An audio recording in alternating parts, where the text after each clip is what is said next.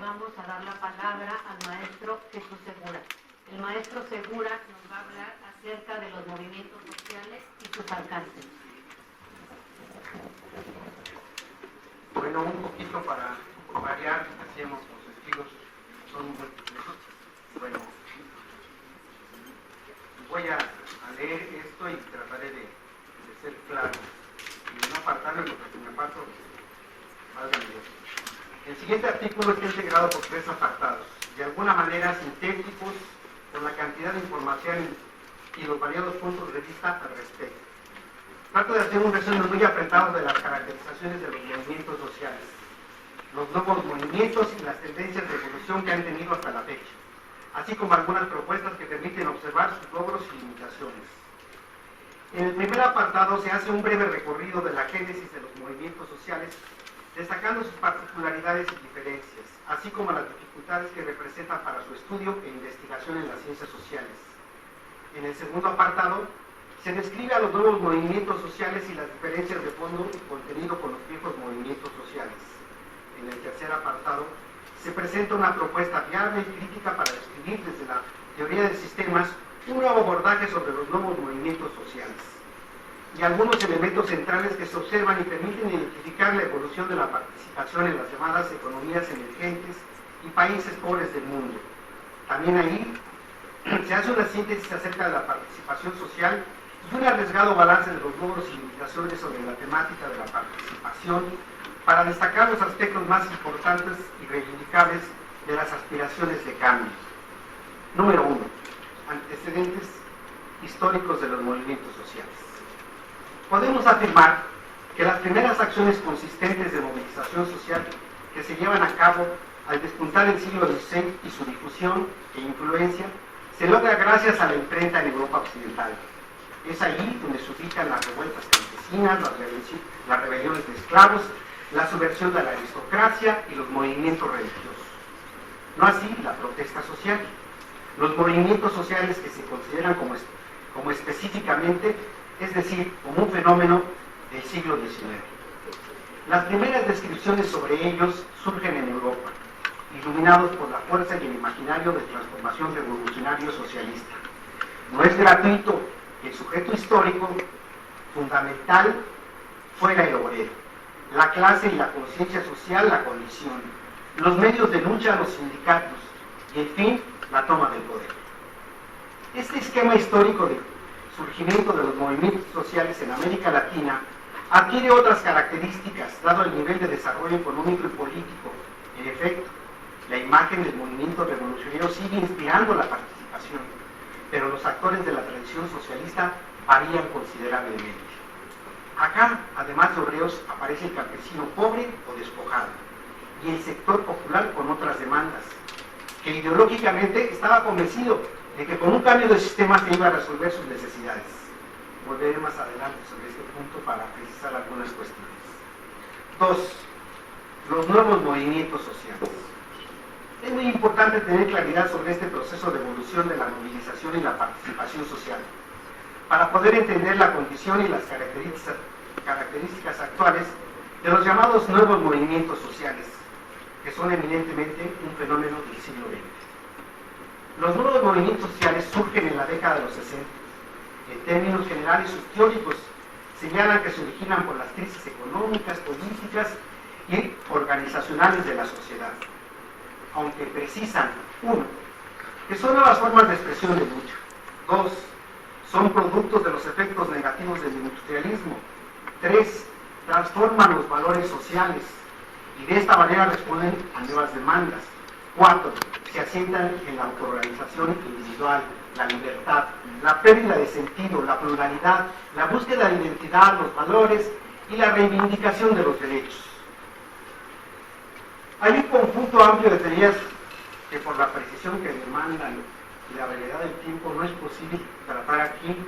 Sin embargo, mencionaré algunos de los relevantes, por lo menos 2 de los sociólogos más representativos que trataron de explicar y definir el surgimiento de ese tipo de movimientos.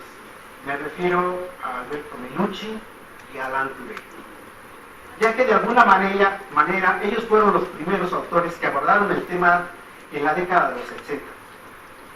Para Melucci, 1970, el referente socialista ya no permite explicar los nuevos movimientos sociales. La génesis de los nuevos movimientos sociales, o más bien la acción colectiva, como ya no son movimientos sociales, ya son acción colectiva. Demanda, uno, un potencial de movilización, alguien o algunos actores con actitudes favorables hacia ciertos temas, redes, motivaciones para la participación, expectativas de cambio y la construcción de una identidad colectiva. 2. La presencia de un conflicto. Y 3. La transgresión de los límites de compatibilidad. Esta es la relación entre estos dos elementos. En este sentido, se construyen identidades colectivas desprendidas de la complejidad de las orientaciones individuales y de las relaciones de los sujetos con su entorno, los cuales habilitan la creación de expectativas que permiten que la acción se establezca como la alternativa significativa del mundo. Los movimientos sociales se transforman así en desafíos simbólicos, que confieren identidad y permiten construir modos alternos de asumir la vida y la organización social. Melucci, en su última obra sobre los movimientos sociales, Acción Colectiva, Vida Cotidiana y Democracia, de 1969, precisamente el 13 de septiembre del año siguiente cumple 15 años de muerto de Melucci. Retoma un conjunto de ideas de sus obras anteriores y en particular algunos conceptos surgidos de la superación de la filosofía de la conciencia, esto es, de ese gran giro de la filosofía hacia la filosofía del lenguaje, donde la vida cotidiana es vista como la forma más radical de la realidad y donde el lenguaje es el medio de expresión de la misma. Desde esta perspectiva, los movimientos sociales se convierten en profetas del presente, hablan por todos y para todos, comunican las necesidades más profundas del hombre, no persiguen el poder ni el dominio, sino la inclusión de otras formas de experimentar la existencia, permiten atribuir nuevos significados a la vida y a las relaciones humanas, hacen que el poder sea nombrado y que el resto de la sociedad entienda su lógica. La idea es evidenciar al poder, la estructura de dominación, hacerla transparente, comunicarlo y de esta manera posibilitar el cambio a través del entendimiento. Finalmente, Melucci retoma la ética y el cambio en términos de metamorfosis. Considera que hay que democratizar la vida cotidiana, donde el valor de la palabra vuelve a tener sentido y sea capaz de reconocer la diferencia. Esa sería una tarea de la complejidad de la democracia. Otra, fortalecer la creación de espacios para lograr la libre acción colectiva, o dicho en sus palabras textuales, una conciencia clara de las posibilidades y limitaciones de la acción social puede transformar la palabra de los movimientos en lenguaje, cultura y relaciones sociales, y puede hacer de los procesos colectivos una práctica de libertad. Pasemos ahora a mencionar algunos comentarios sobre Alain Touré, los cuales se desprenden de su obra ¿Podemos vivir juntos? Iguales y diferentes, 1997. El fondo de su argumentación se sustenta por un lado en la pérdida de la privacidad en la sociedad de masas, la cual prepara la asunción de la globalización y en consecuencia la afirmación de la identidad. Por otro lado, ve la perversidad de los medios de comunicación que contribuyen a la descontextualización de los mensajes. En esta visión, la privatización favorece a la globalización, la cual fragmenta y debilita las relaciones sociales y las formas de vida social y política tradicionales. El argumento más consistente es económico. La internacionalización de la economía ha destruido el tejido nacional de los países, su cultura. El mercado impone su lógica. En sus palabras, el liberalismo económico es tan destructor del individuo como del nacionalismo cultural. En esta lucha del individuo contra el triunfo del mercado es donde se adquiere sentido los movimientos sociales, ya que desde su punto de vista se pueden distinguir tres categorías de movimientos sociales. Uno, como medios que se oponen a los intereses financieros y sus nuevas formas de actividad económica. Dos, una oposición radical y política a la mundialización. Y tres, la defensa de los derechos, las mujeres, las minorías, aunque deja haber una cuarta que no enuncia, por la lucha identitaria o comunitaria, étnica, a la cual atribuye un fracaso por haber hecho reivindicaciones democráticas. Recuerden, reivindicaciones democráticas. No lo digo yo, es lo dice.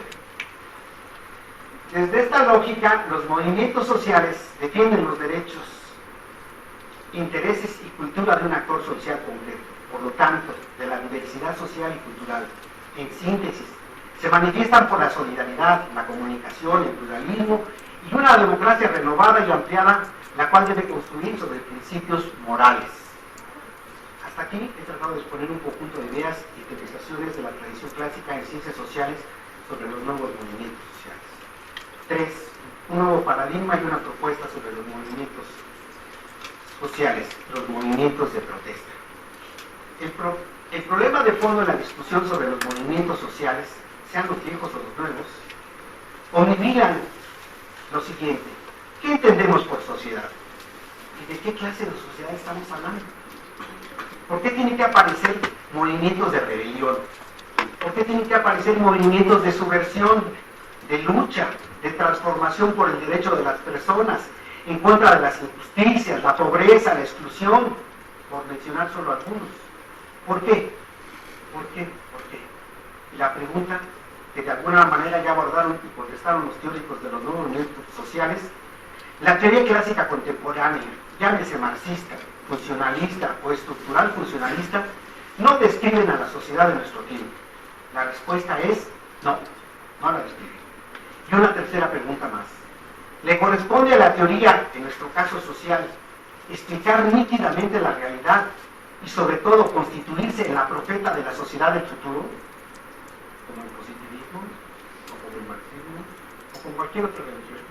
Obviamente, no digo que el marxismo es religión, obviamente, no tengo la respuesta a esas dos preguntas. Tengo una, y es la que comunico a ustedes. Quiere decir que hay más. Además, la respuesta es en el ámbito de una teoría. Estamos hablando de teoría. Y en efecto, Lenin tenía razón. La teoría es gris, frente al árbol verde de la vida. Pero aquí en la UNAM hacemos teoría. Y el mundo de la vida, nuestros métodos y técnicas se encargan de desmentirnos o reconocernos como aceptados alguna vez. Vuelvo a repetir, extremadamente sintético en lo que sí, por el espacio y el tiempo. Seré categórico. La sociedad es un sistema. Está hecha de comunicaciones, no de personas. La comunicación es un elemento eminentemente social que permite que la sociedad autorreferencialmente se reproduzca y funcione. La comunicación es un evento episódico, pasivo sin sentido, donde los sistemas psicológicos que procesan conciencia cargan con lenguaje y otras formas de comunicación, gestos, posturas, indumentaria, onomatopeyas, movimientos, a la comunicación. De eso cargamos a la comunicación. De suyo, tiene que entenderse que la comunicación es anterior al ser humano. No es un invento nuestro. Todos los animales se comunican. Bueno, hasta nuestro sistema biológico. Y sus células se comunican. Ah, pero no hablan, ¿eh? Pues habría que ver qué dicen los sociobiólogos. Que siguen en eso. Claro está, hasta que se demuestre lo contrario. Por eso afirmamos que la comunicación es anterior al ser humano. Por esto también podemos afirmar que el sentido o el significado es prelingüístico. El gran invento humano es el lenguaje. Hoy sabemos que el lenguaje en la especie humana es tardío, pero eso no estaba para que nos comunicaran. Siguiendo a Huizinga, podemos decir que aprendimos primero a silbar, a tararear sonidos, a hacer sonidos rítmicos antes de hablar. ¿Y qué decir de la escritura? Primero rayamos, garabateamos y hasta pintábamos. Las pinturas rupestres son un testimonio. Lo importante dentro de esta pregunta es ¿cómo fue posible el orden en la sociedad o cómo es posible el orden en la sociedad? Ya que para el poder, los movimientos sociales de protesta alteran el orden. Y en efecto, de eso se trata.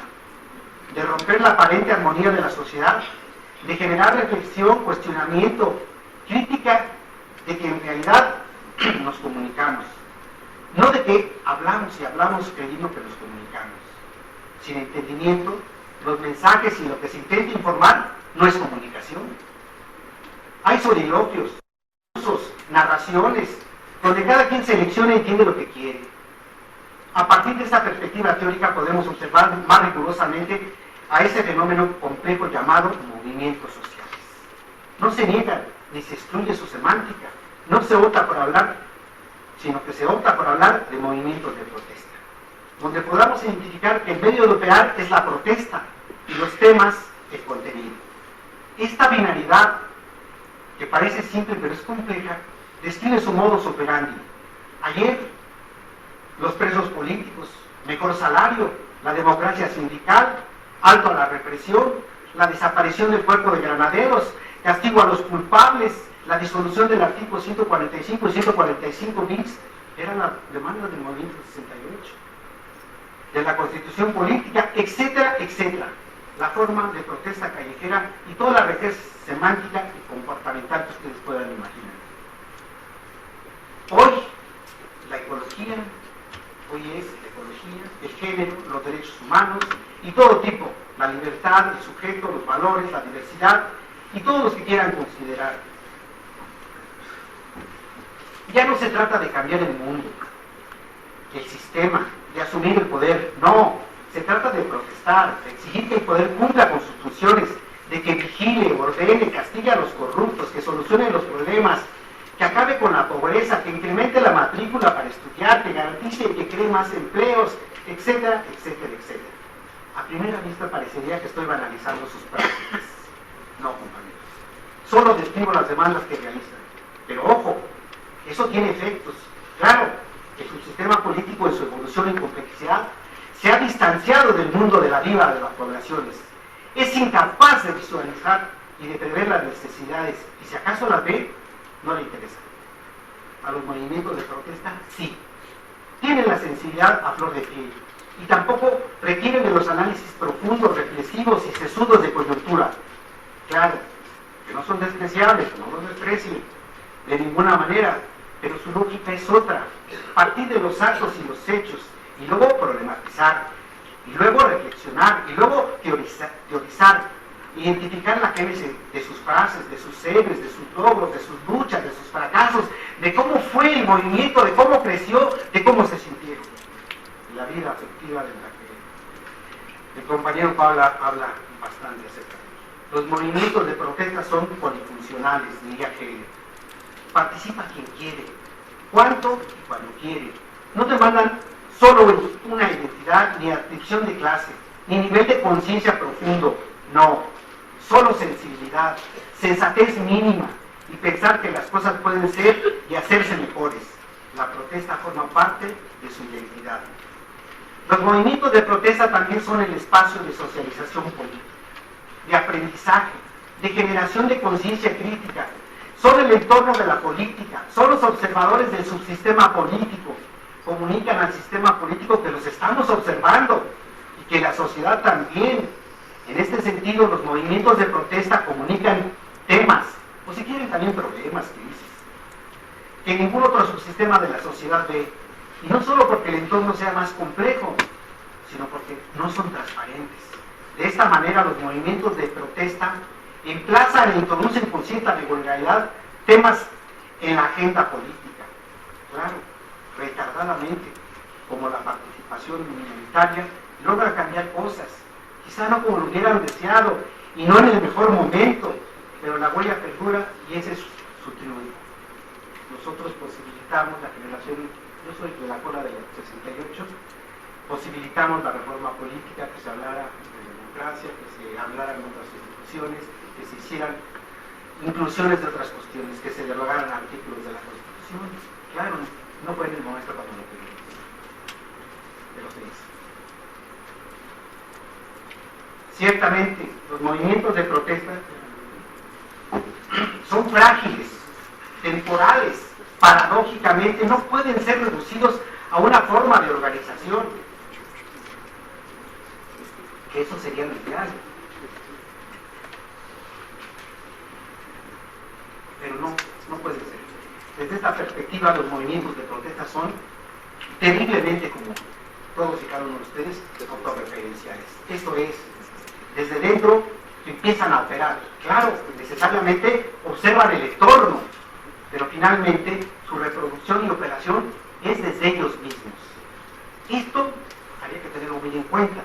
echa por tierra las teorías del complot, el sospechosismo y la imagen de títeres manejados desde afuera por la mano negra subversiva y los intereses ocultos. Yo no dudaría que algunos de los observadores simplones de esta facultad digan que nosotros, y sobre todo el CITAS y agregados que nos acompañan, somos los que estamos manipulando los estudiantes. Qué jodidos. El asunto es, nosotros reflexionamos y nos fijamos gracias a la enseñanza, gracias a las necesidades de ustedes. Nosotros seguimos con el que van ustedes. No hay un proyecto, no hay sujeto histórico. La teoría discursosa no puede ofertar paraísos, ni el fin de la historia, ni de la religión y las creencias, ni el triunfo solo de la ciencia, ni una sociedad igualitaria o la abolición del Estado, o como diría el buen Mapesolino, no podemos desentendernos ni se pueden desaparecer las cosas eternas de la vida, la sociedad, el poder y el amor. Y finalmente, estoy convencido que la acción, y claro, la comunicación que la incluye en los movimientos sociales de protesta, puede estimular la construcción de una nueva y viable utopía, de un nuevo imaginario. Lo necesitamos, nos urge.